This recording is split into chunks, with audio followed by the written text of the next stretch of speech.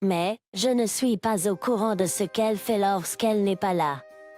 Mon nom est Jason. J'ai 28 ans et je suis employé de bureau. Ma femme, Emily, et moi sommes mariés depuis un an. Nous devrions mener une vie de couple douce et aimante, mais il y a certaines circonstances qui rendent cela difficile pour nous. La raison est qu'Emily est une soi-disant femme de carrière et part en déplacement d'affaires pendant la moitié de la semaine. Bien sûr, lorsqu'Emily est à la maison, nous passons de bons moments ensemble en tant que couple. Mais, je ne suis pas au courant de ce qu'elle fait lorsqu'elle n'est pas là. Tu pars en déplacement professionnel demain pendant 3 jours, n'est-ce pas? Merci pour tout votre dur travail, même si c'est pour votre travail. Je veux économiser le plus d'argent possible avant d'avoir un enfant.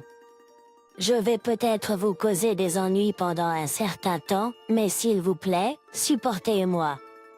Je comprends.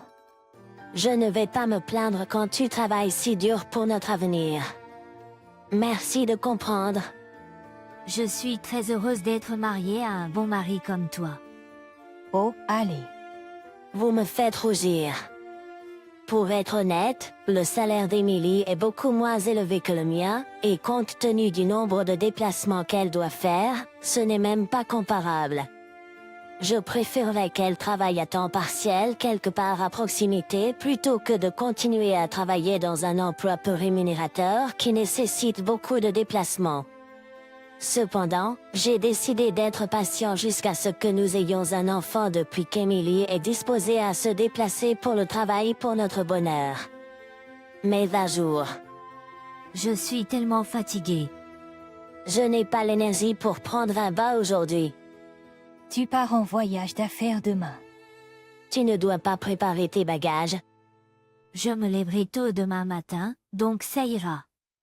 Je vais juste dormir aujourd'hui. Ce jour-là, Emily avait l'air plus fatiguée que d'habitude. Elle a l'habitude de se coucher à 23 ou 24 heures, mais ce jour-là, elle a changé de pyjama et s'est couchée avant 21 heures. D'habitude, je laisse Rachel préparer elle-même ses bagages pour les voyages d'affaires, mais cette fois-ci, je pensais que ce serait mieux si je pouvais le faire pour elle. Alors, pendant qu'elle dormait, j'ai rempli sa valise habituelle pour les voyages d'affaires avec des vêtements de rechange et des sous-vêtements. Il y a quelque chose au fond. Est-ce une médaille en or en papier? Au fond de la valise d'Emily se trouvait une médaille en papier doré avec premier prix écrit sur le devant. Nous n'avons pas d'enfants, alors je ne peux pas en être sûre, mais elle ressemblait à ceux. Vous recevez lors d'une journée sportive à la maternelle. Comme je l'ai dit, Rachel et moi n'avons pas d'enfants. Nous n'avons pas de nièce ou de neveu non plus, alors il est difficile d'imaginer qu'elle l'ait obtenu. D'un enfant d'un parent ou d'un ami. En plus, vous ne pouvez obtenir ce genre de choses que si vous participez à une course de parents lors d'une journée sportive. Je n'ai rien entendu dire à Rachel à propos d'une journée sportive d'un ami. Puis je réfléchissais, puis je devenais confus. Mais je continuais à fouiller dans sa valise. Là, j'ai trouvé une preuve dans la poche latérale qui a confirmé mes soupçons. C'était une enveloppe jolie avec Chère maman écrit en écriture nouvellement apprise, très probablement pour Emily. La lettre disait « Chère maman, merci de jouer autant avec moi. Je sais que tu es occupée par le travail et que je ne te vois pas souvent, mais j'étais très heureuse que tu viennes aux journées des sports. La prochaine fois que tu rentreras à la maison, s'il te plaît, lis-moi beaucoup de livres. Affectueusement, Tommy. Moi, Pierre. » C'était probablement d'un garçon d'environ 4 ou 5 ans. Il était adressé à maman, mais il n'y avait plus aucun doute dans mon esprit que c'était pour Emily. J'ai pu déterminer à partir de la lettre et de la médaille en or qu'Emily avait une liaison avec un homme célibataire père. Je pensais la réveiller sur le champ et l'interroger, mais j'ai réprimé ma colère bouillonnante et remis la lettre et la médaille là où je les avais trouvées.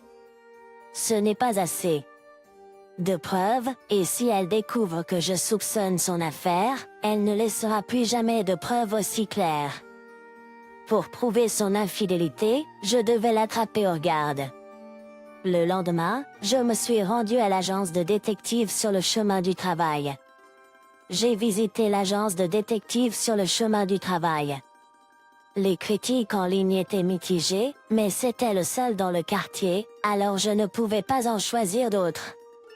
À mon arrivée, j'ai immédiatement expliqué au personnel ce qui s'était passé jusqu'à présent et j'ai décidé de payer $500, ce qui n'était pas bon marché, pour qu'ils commencent à enquêter sur elle.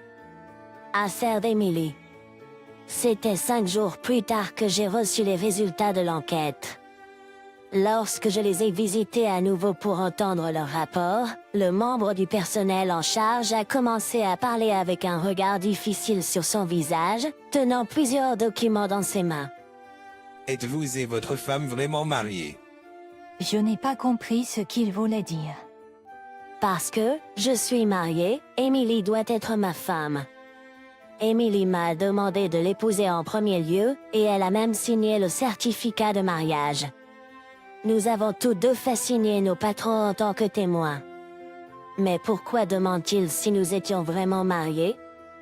Je ne comprends pas, qu'est-ce que tu essaies de dire? Eh bien, pour obtenir des preuves de l'infidélité de votre femme, nous avons interrogé des gens à son lieu de travail. En conséquence, nous avons découvert qu'elle utilisait Hall comme nom de famille, le nom de famille de son amant. Quoi? Je te le dis pour ton propre bien.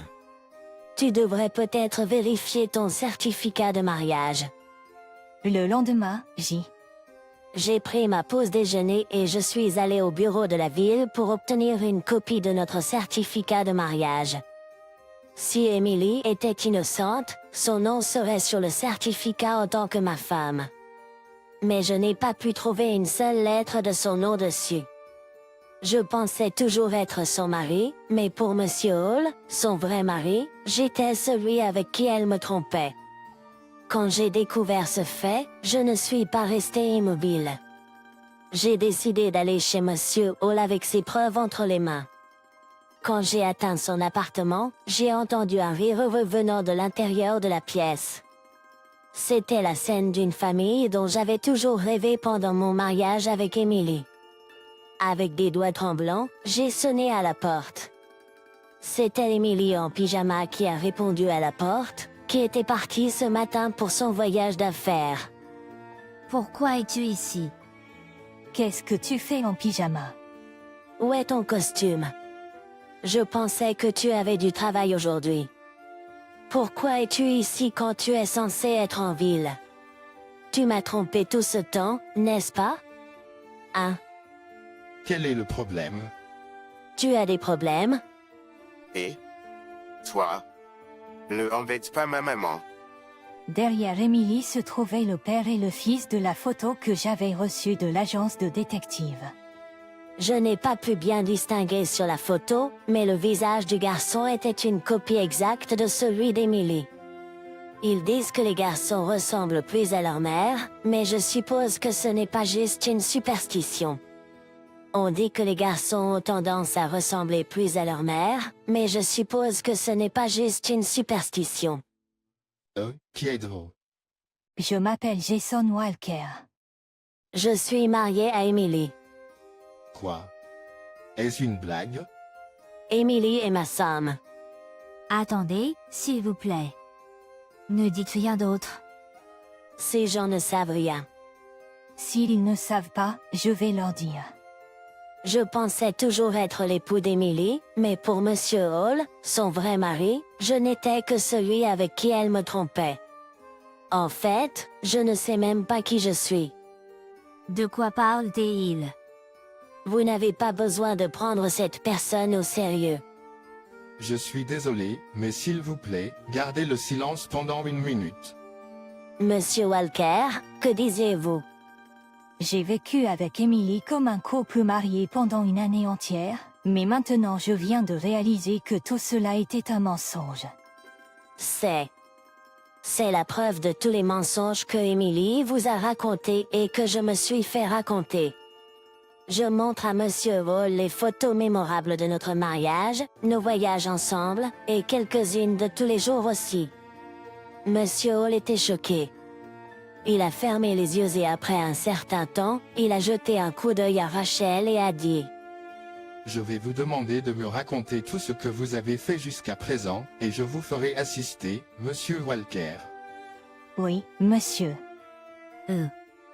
Oui, monsieur. Rachel a semblé réaliser qu'elle ne pouvait plus s'en tirer avec quoi que ce soit et a répondu honnêtement à nos questions, sans aucun mensonge inutile.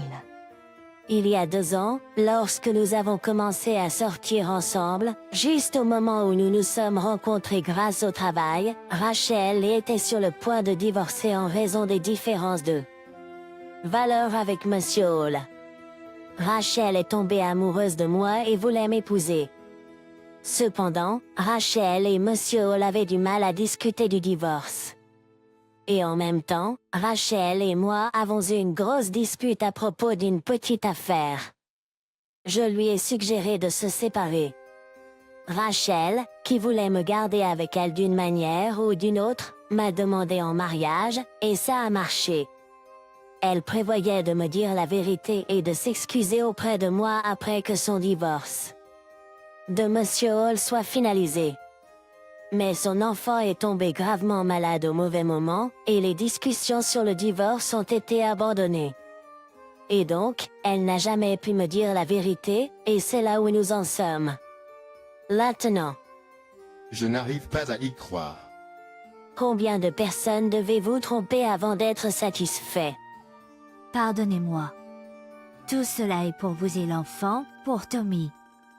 Pour Tommy. Ne fais pas l'innocent avec moi. Ce que tu as fait a rendu tout le monde malheureux. Vous pensez que c'était pour moi? C'est juste une excuse pour vous dédouaner. Je ne veux plus jamais vous voir, vous ou Tommy. Je ne peux plus te considérer comme ma femme. C'est pareil pour moi. Je ne te considère plus comme ma femme. Je ne veux plus jamais voir le visage d'une tricheuse comme toi. Après cela, j'ai poursuivi Rachel pour fraude et j'ai reçu une indemnisation d'environ 15 000 $ pour les dommages et intérêts. Si c'était un film, j'aurais empoché beaucoup plus d'argent, mais dans la réalité, apparemment, même cela est une grosse affaire. Le vrai problème, c'est qu'Emily a été renvoyée de son travail à cause de cette condamnation, et qu'elle a été privée de son enfant après le divorce parce que Monsieur Hall a dit qu'il ne laisserait jamais son enfant avec un criminel. La pension alimentaire de 40 000 $ pour Monsieur Hall était déjà une demande difficile, mais je pense que ne pas pouvoir voir son enfant a été la chose la plus douloureuse de toutes. Mais était entièrement la faute d'Emily. Maintenant, je n'ai plus aucune place pour des regrets, pas le moindre. Un an s'est écoulé depuis. J'ai enfin réussi à surmonter le choc de la trahison d'Emily et à recommencer à vivre une vie raisonnablement paisible et satisfaisante. Je ne prévois pas de me marier dans un avenir proche, mais je commence à penser qu'il est temps de recommencer à sortir avec quelqu'un.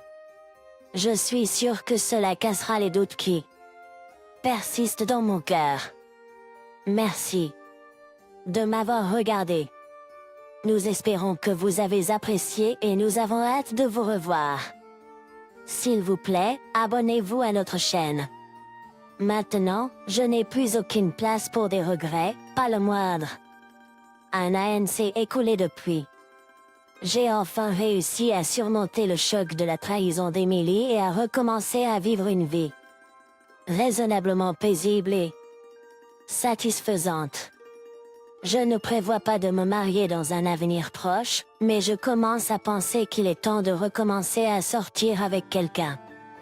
Je suis sûre que cela cassera les doutes qui persistent dans mon cœur. Merci de m'avoir regardé. Nous espérons que vous avez apprécié et nous avons hâte de vous revoir. S'il vous plaît, abonnez-vous à notre chaîne. Maintenant, je n'ai plus aucune place pour des regrets, pas le moindre. Un an s'est écoulé depuis. J'ai enfin réussi à surmonter le choc de la trahison d'Emily et à recommencer à vivre une vie raisonnablement paisible et satisfaisante. Je ne prévois pas de me marier dans un avenir proche, mais je commence à penser qu'il est temps de recommencer à sortir avec quelqu'un. Je suis sûre que cela cassera les doutes qui persistent dans mon cœur. Merci de m'avoir regardé. Nous espérons que vous avez apprécié et nous avons hâte de vous revoir. S'il vous plaît, abonnez-vous à notre chaîne. Maintenant, je n'ai plus aucune place pour des regrets, pas le moindre. Un an s'est écoulé depuis. J'ai enfin réussi à surmonter le choc de la trahison d'Emily et à recommencer à vivre une vie raisonnablement paisible et satisfaisante. Je ne prévois pas de me marier dans un avenir proche, mais je commence à penser qu'il est temps de recommencer à sortir avec quelqu'un. Je suis sûre que cela cassera les doutes qui persistent dans mon cœur. Merci de m'avoir regardé. Nous espérons que vous avez apprécié et nous avons hâte de vous revoir.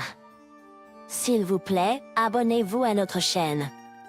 Je ne prévois pas de me marier dans un avenir proche, mais je commence à penser qu'il est temps de recommencer à sortir avec quelqu'un. Je suis sûre que cela cassera les doutes qui persistent dans mon cœur. Merci de m'avoir regardé. Nous espérons que vous avez apprécié et nous avons hâte de vous revoir. S'il vous plaît, abonnez-vous à notre chaîne. Merci de m'avoir regardé. Nous espérons que vous avez apprécié et nous avons hâte de vous revoir. S'il vous plaît, abonnez-vous à notre chaîne.